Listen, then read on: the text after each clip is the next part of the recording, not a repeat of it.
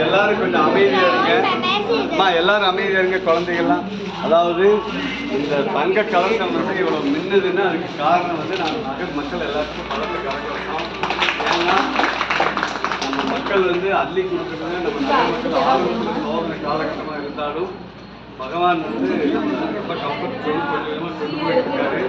இதுக்கு வந்து நாங்கள் ரொம்ப சிரமப்பட்டோம். அதாவது இதுக்கு வந்து ரொம்ப அது குறிப்பாக மாசிலாமணி அவர்கள் வந்து நிறைய சிரமப்பட்டாரு. நம்ம ஐயர் நிறைய சிரமப்பட்டாரு.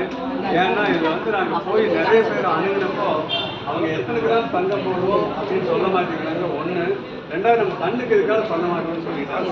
நம்மளுடைய டிமாண்ட் என்னன்னா நம்ம மக்கள் கஷ்டப்பட்டு இது வந்து இந்த தங்கம் முழுமையா உபயோகமாகணும்னு கொடுக்குறத யாரும் நம்ம ஏமாற்றி அதுக்கு மேல ரொம்ப பிடிவாதமா இருந்து நிறைய பேரை அப்ரோச் பண்ணி கடைசியில நம்ம கண்ணுக்கு இருக்கால தங்கத்தை போடுற மாதிரி இருக்கிற ஒரு கஸ்டமரை பிடிச்சி குனிமுத்தூர்ல நம்ம தங்கத்தையெல்லாம் கொண்டு போய் இதுக்கு வந்து 24 கேரட் தங்கம் தான் ஆகும். 18 ஆகாது, 22 ஆகாது. பட் நம்ம மக்கள் வந்து எல்லாமே மிக்ஸ் பண்ணி கொடுத்துருந்தாங்க. நாம் அந்த தங்கத்தையெல்லாம் கொண்டு போய் உருக்கி அதுக்கு இணையாக 24 கிராம் தங்கம் வாங்கி அதையை வந்து ஷீட்டு அதாவது காகிதம் மாதிரி கிழிச்சிடலாம். அந்த மாதிரி சிவகுமார் சார்லாம் இங்கே வந்திருந்தாரு. எல்லோரும் போய் அதை பேப்பர் ஷீட்டு மாதிரி பண்ணி அதை கிழிச்சு போட்டு இந்த ஸ்கூலில் குழந்தைகளுக்கு தெரியும் தங்கம் கரையக்கூடிய அமிலம் எது, இங்க எந்த குழந்தைங்க அளவோ சிந்த குழந்தை சொல்லாம தங்கம் கரையக்கூடிய அமிலம் எது, அமில கலவை எது, +2 பொண்ணுங்க யார் சொல்றீங்க? இல்லை, 2 அமிலம் கலந்தாதான் அந்த அந்த ராஜதிராவகம்னு சொல்லுவாங்க. 2 அமிலத்தை கலந்துட்டோம்னா அது ராஜதிராவகம். ஏன்னா தங்கத்தையே கரைக்காது.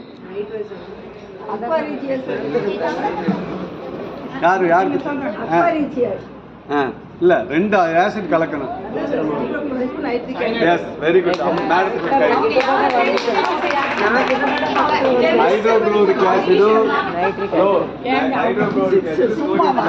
பாராட்டுக்கள் மேடம்.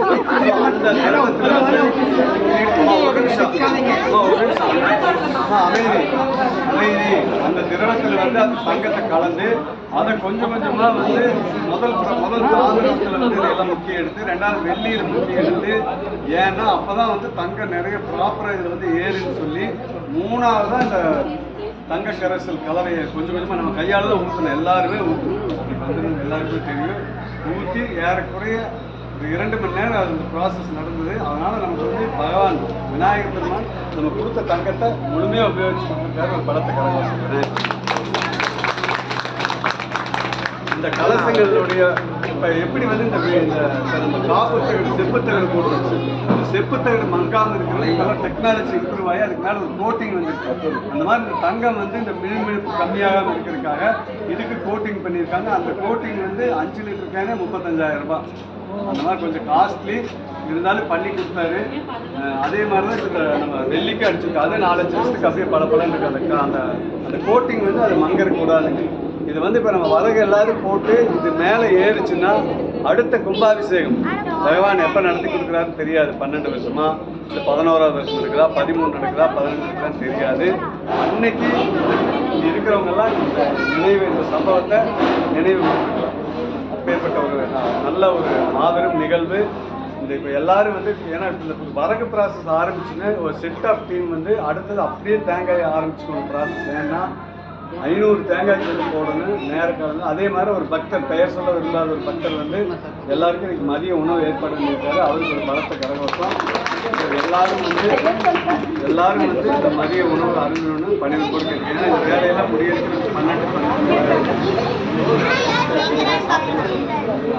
கண்டிப்பாக சொல்லுங்க.